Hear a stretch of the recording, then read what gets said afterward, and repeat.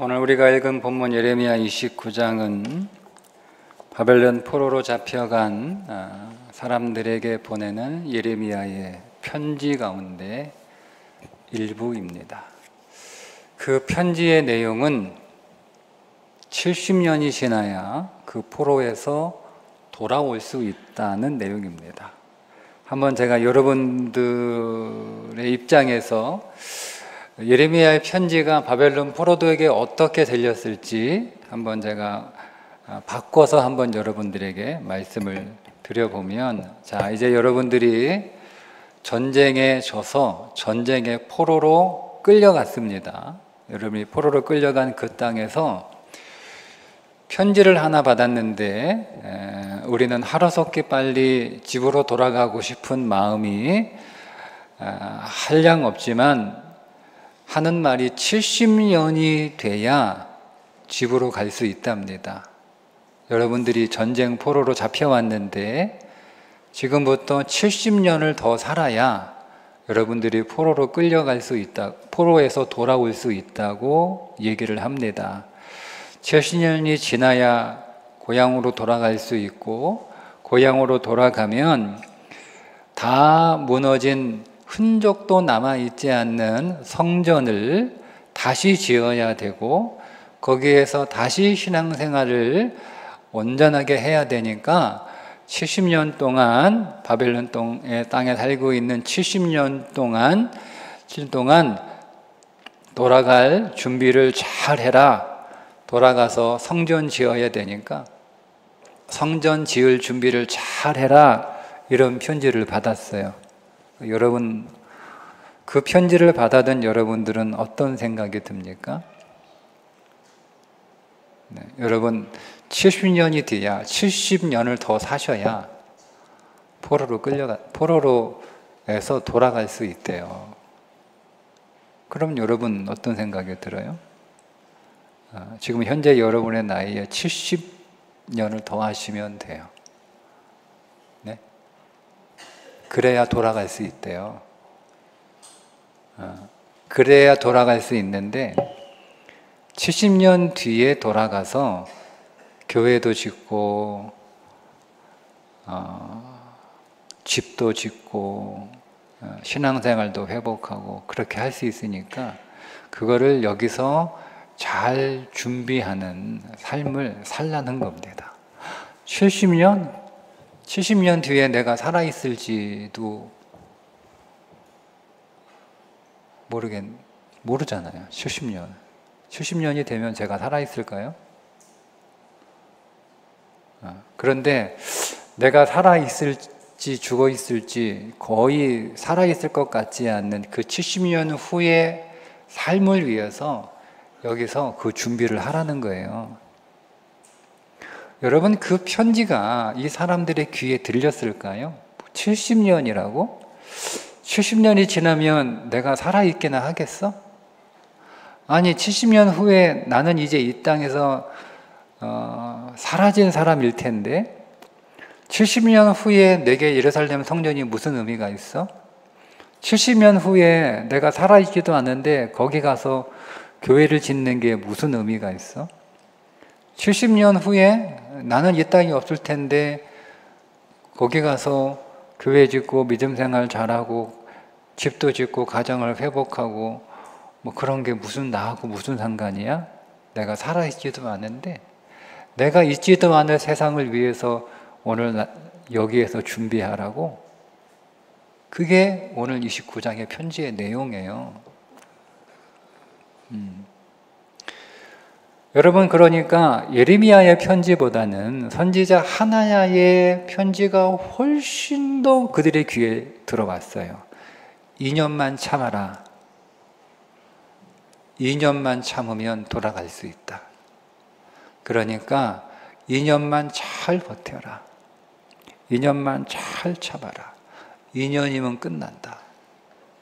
여러분들에게는 돌아오지도 않을 70년을 준비하는 삶이 여러분들의 마음에 더 끌림이 있겠습니까?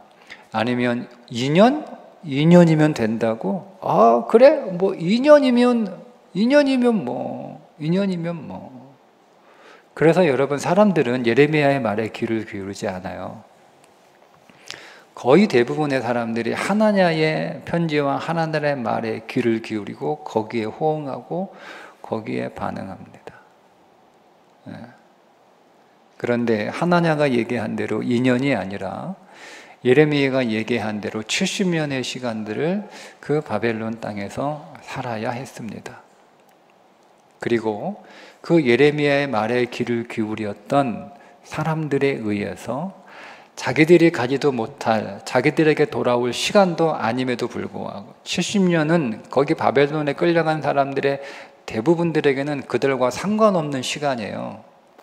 근데 자신들과 상관이 없는 먼 미래일 뿐만 아니라 자신들과 상관이 없는 미래를 위해서 그 바벨론 땅에서 자기들에게 주어진 삶의 시간 속에서 예레미야가 얘기한 대로 살았던 사람들이 있습니다.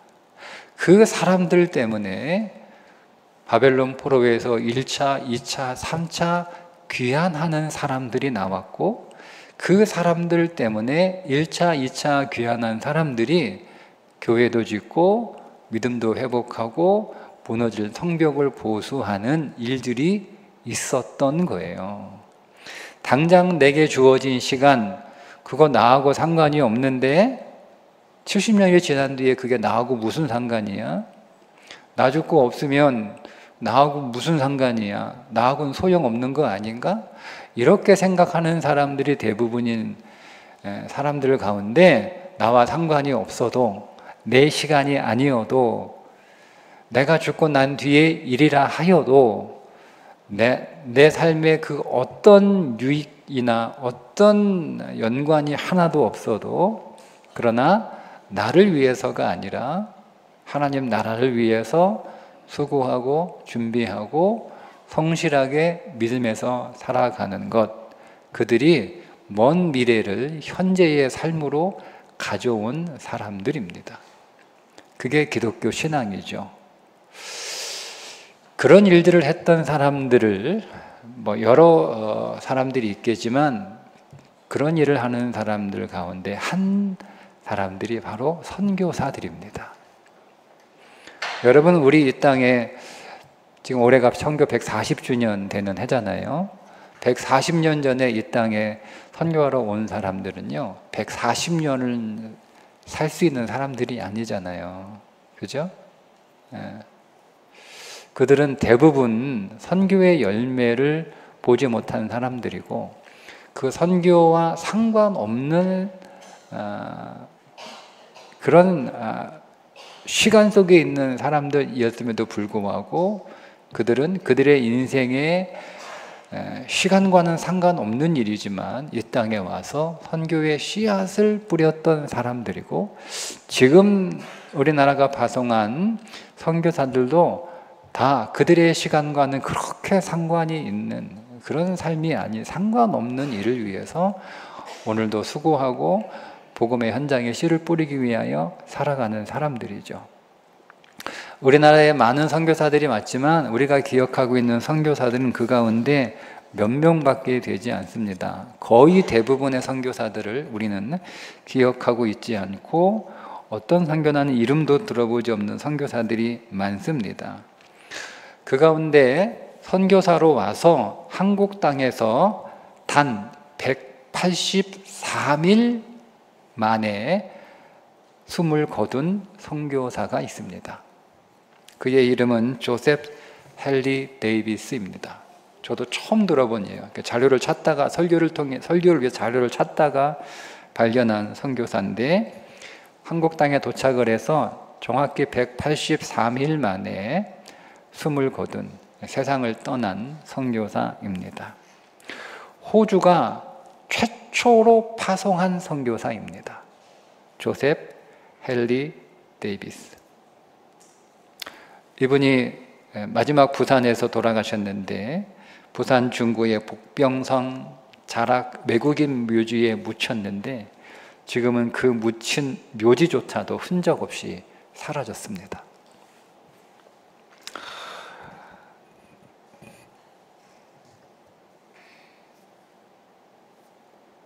조셉 헨리 데이비스 선교사는 15살에 멜버른 대학에 입학을 해서 법학을 전공한 15살에 대학에 입학하여 법학을 전공한 뛰어난 사람입니다. 그가 졸업을 하고 나서 남인도로 그의 누나가 선교사로 가 있었는데 누나의 편지를 받고 좀 도와달라는 누나의 편지를 받고 인도 선교사로 갑니다. 그때가 21살입니다. 21살에 인도에 선교사로 갔는데 재정 문제, 그리고 문화 문제, 그 다음에 음식 문제, 그리고 건강 문제가 겹쳐서 그 인도에서 적응하지 못하고 그 다음 해에 다시 돌아옵니다. 다시 호주로 돌아와서 25살 나이에 지금의 말로 하면 대입 기숙학교 같은 건데 콜필드 그래머 학교라고 하는 대입 기숙학교를 세웁니다. 그 대입 기숙학교를 세우는 목적은 그 기숙학교에 들어오는 학생들에게 복음을 전하는 게 목적이에요. 돈을 버는 게 목적이 아니고. 그래서 그 대입 기숙학교에 들어온 아이들을 매일 새벽 기도하고 매일 성경 공부하고 그렇게 이들이 대학을 들어가기 위해서 그 기숙학교에 들어온 것이지만 대입 입시만 준비하는 게 아니고 거기에 들어오면 매일 새벽 기도하고 성경 공부해야 되고 성경 암송해야 되고 뭐 이런 삶을 통해서 그들에게 복음을 가르치고 그들을 하나님의 사람으로 잘 양육하는 목적으로 그렇게 세운 거예요. 그렇게 월요일부터 금요일까지는 기숙학교에 입학한 학생들을 자기가 교장으로 그 아이들을 열심히 신앙교육하고 그리고 주말이 되면 빅토리아 주 내륙을 전체를 이렇게 훑으면서 전도를 합니다.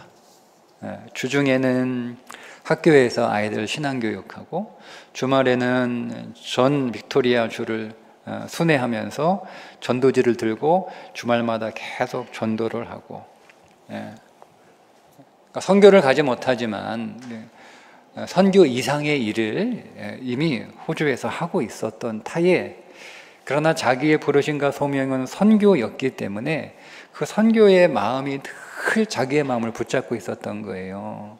그래서 그 학교를 구세군 재단에 매각을 합니다. 그래서 그 매각한 돈을 선교 재정으로 충원을 해서 인도 갔을 때 돈이 큰 문제였기 때문에 그거를 팔아가지고 선교 재정을 마련을 해서 그 돈을 가지고 선교 훈련을 받아서 선교사로 파송된 곳이 당시 조선이에요. 그래서 호주 멜버른 1889년 8월 21일 날 호주 멜버른을 출발을 해서 그 배를 타고 인도네시아를 거쳐서 필리핀을 거쳐서 일본을 거쳐서 10월 2일 날 부산 항에 도착을 합니다. 거기에서 다시 배를 타고 10월 4일 제물포로 가서 제물포 항에 도착을 하는 거예요. 그리고 나서 6개월도 채 안 돼서 그가 이제 질병으로 돌아가게 되는데 배를 타고 오면서 이미 그 몸에 병이 걸렸어요. 그러니까 병이 걸렸는데 한국에 와가지고 병을 치료할 수 있는 곳이 없잖아요. 병원도 제대로 없는 곳이니까. 그 병들고 아픈 몸을 가지고 제물포항의 그 어딘가에 그 거주지를 마련해서 부산으로 내려오는 선교 루트를 쫙 계획을 해서 선교를 온 거예요. 전도. 그래서 그 다음에 3월 14일 날 출발을 해서 수원 거쳐서 천안 거쳐서 공주 거쳐서 전주 거쳐서 남원 거쳐서 하동 거쳐서 전주 거쳐서 부산에 도착을 해요. 부산에 도착을 해서 3월 14일 날 출발을 했는데 4월 5일 날 부산에 도착을 해서 4월 5일에 부산에서 숨을 거두고 맙니다. 그러니까 183일 부산에 도착하고 183일 만에 다시 부산에 와서 숨을 거두고 말죠.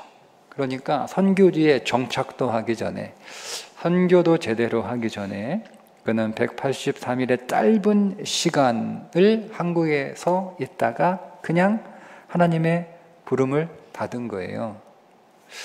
그가 계속 호주 멜버른에 그 대입 기숙학교에서 계속 있었으면 거기서 많은 사람들을 신앙교육하고 성경교육하고 그래서 믿음의 인재로 많이 양성을 했을 것이고 그렇잖아요. 그죠? 근데 그거 마다하고 한국에 와가지고 열매가 없어요. 열매가 없이 그냥 183일 만에 숨을 거둔 거예요. 근데 여러분 놀라운 일이 벌어져요. 이 조셉 헨리 데이비스의 선교지에서 순교 소식이 호주에 있는 많은 사람들에게 영적 도전을 줍니다. 그래서 호주에서 이름도 듣지 못한 조선이라는 땅에 대해서 관심을 갖기 시작을 한 거예요. 호주에서. 그래서 조선 선교에 대한 관심이 아주 불일 듯 일어나게 됩니다. 굉장히 집안이 가난한 집안이었는데 그의 아주 막내 동생, 어린 막내 동생이 존 데이비스인데 그 존 데이비스 부모님이 너무 가난하고 집안 형편이 어려우니까 자기가 돈을 벌어서 그 동생을 교육시키고 학교 보내고 그렇게 키워야 됐던 형편이었어요. 근데 그 형이 이제 그만 일찍 먼저 하나님 나라 간 거잖아요. 근데 그렇게 형이 키웠던 막내 동생 존 데이비스가 목사가 됩니다. 그리고 그 목사가 된 존 데이비스의 딸이죠. 그 딸, 그러니까 죽은 조셉 헨리 데이비스의 조카가 되는 거잖아요. 그죠? 그 조카의 이름이 마거릿입니다. 마거릿. 부산에 굉장히 유명한 학교 사역을 했던 우리나라 외국인이 독립운동을 해가지고 훈장받은 사람이 별로 없거든요. 그 중에 한 명이에요. 국가 3.1운동, 독립운동 해가지고 외국인이. 그 마거릿이 큰아버지 조셉 헨리 데이비스가 품었던 그 조선에서 교육 선교를 30년 동안 합니다. 놀라운 일을 하죠. 그리고 그 마거릿의 동생이죠. 진 데이비스가 의대를 졸업하고 한국에 와서 23년 동안 의료 선교를 합니다. 엄청난 일을 한 거예요. 엄청난 일을 한 거예요. 조셉 헨리 데이비스는 선교를 제대로 하지도 못했어요. 그냥 한국에 와서 그냥 이렇게 어떤 의미에서 한국이 이게 조선이구나. 조선이 어떤가 보자. 그래서 수원부터 해가지고 천안, 공주, 진주, 이렇게 부산 이렇게 돌아보는 게 전부 땅 밟기 한 게 전부예요. 근데 그것이 하늘의 미랄이 되었던 거죠. 그의 인생에서 어떤 전도의 열매나 효과를 보려면 그냥 멜버른에 있는 기숙학교에서 계속 교장으로 사역하면 당장 많은 열매들과 많은 효과들을 볼 수 있었어요. 그런데 그는 하나님의 부르심에 순종하여 큰 기대를 하고 조선에 왔으나 자기가 183일 만에 끝날 줄은 자기도 몰랐겠죠. 그런데 그를 하나님이 그 183일 만에 그의 인생을 끝내신 거예요. 이게 선교사의 삶이에요. 선교라고 하는 것은 먼 미래에 나하고 상관이 없는 시간을 현재로 가지고 와서 그 미래를 살아가는 거예요. 그게 선교예요. 이 비전이 없으면 선교는 할 수 없어요. 당장 내가 어떤 결과를 봐야 되고 당장 내가 어떤 열매를 봐야 되고 당장 내가 어떤 효과를 봐야 되고 그것이 나와 당장 상관이 있어야 된다라고 하는 마음을 가지고 있으면 선교는 정말 하기 힘들어요. 왜? 선교는요 당장 선교를 하고 내 세계에 그 선교의 열매를 보기가 쉽지 않거든요. 어려워요. 내 생명이 다하고 나서 언제 내가 뿌린 수고와 그 시간들이 언제 열매를 맺을지 어떻게 열매를 맺을지는 아무도 몰라요. 그러나 그 믿음의 비전을 갖고 나와 상관이 없는 시간이지만 나와 상관이 없는 그 미래에 그것을 위해서 그걸 현재로 가져와서 사는 사람들, 저는 그것이 믿음의 사람들이라고 생각합니다. 그게 예레미야의 편지를 받았던 바벨론에 있었던 미래의 자신들과 상관이 없는 일이지만 그것을 현재로 가져와서 믿음의 삶을 살았던 사람들이었던 거죠. 이번에 캄보디아 가면 페인트 칠합니다. 교회 페인트, 담장도 페인트 칠 하게 될지 모르겠어요. 어떤 페인트 칠하고 전기공사도 합니다. 전기 다룰 줄 모르지만 그래도 믿음으로 감전되지 않을 줄 믿고 믿음으로 네. 거기가 동남아인데 220볼트예요. 110볼트도 아니고 220볼트 전기 만져서 전기 막 그때 막 이렇게 해놔가지고 그거 다 걷어가지고 깨끗하게 정리해주고 와야 되거든요. 네. 우리 교회도 그거 못하는데 지금 다른 나라가 그거 해주고 와야 돼. 우리 교회도 그거 안 돼가지고 지금 막 오늘 막 떨어져 막 뜨거워가지고 막 그랬는데 우리도 그거 해야 되는데 지금 남의 나라에 가도 지금 그거 하고 와야 돼. 그거 해야 되는 거예요. 잘하고 오세요. 우리 거기서 실습하시고 교회 전기 다 갈아주세요. 네, 그거 해야 되는 거예요. 그 선풍기가 너무 오래돼가지고요. 선풍기도 다 옮겨줘야 돼. 떼가지고 원래 있어야 될 좋은 장도에 막 천장에 매달아주고 막 이것도 해야 되는 거예요. 이런 비전이 생기더라고요. 우리가 가서 페인트를 칠해주는 것. 지금은 당장 눈에 보이는 건 페인트를 칠해주는 지저분한 벽, 지저분한 실내 깔끔하게 칠해주는 것이지만 그 페인트 칠해주는 그것이 캄보디아의 하나님의 나라의 그림을 그려주는 것이 될 줄 믿습니다. 우리가 전기공사를 다 이렇게 해서 불 안 들어온 거 불 들어야 하고 못 쓰는 거 불 쓸 수 있도록 다 해주는 그 일, 당장 어두웠던 거 좀 밝아지고 당장 전기 못 쓰던 거 전기 쓰게 해주는 그런 일을 하지만 그러나 우리의 그 작은 현재의 일이 캄보디아가 훗날 언제인지 모르나 진리의 빛으로 그 캄캄한 나라가 환한 나라가 될 줄 믿습니다. 우리가 선풍기 달아주고 오잖아요. 지금은 그냥 바람을 시원한 바람, 더운 여름 우리를 시원하게 그곳에서 예배하고 또 공부하고 또 일하는 사람들을 시원하게 해주는 바람이지만 언젠가 우리가 달아둔 그 선풍기는 캄보디아의 부흥의 바람으로 더 크게 일어나게 될 줄 믿습니다. 그것이 언제인지는 모르나 그 미래의 일을 오늘로 가져와서 일주일 동안 캄보디아 그곳에서 사역하는 우리 캄보디아 단기선교팀 모든 분들에게 이 은혜와 이 복과 이 놀라운 생명의 역사가 충만하기를 주님의 이름으로 축복합니다. 기도하겠습니다.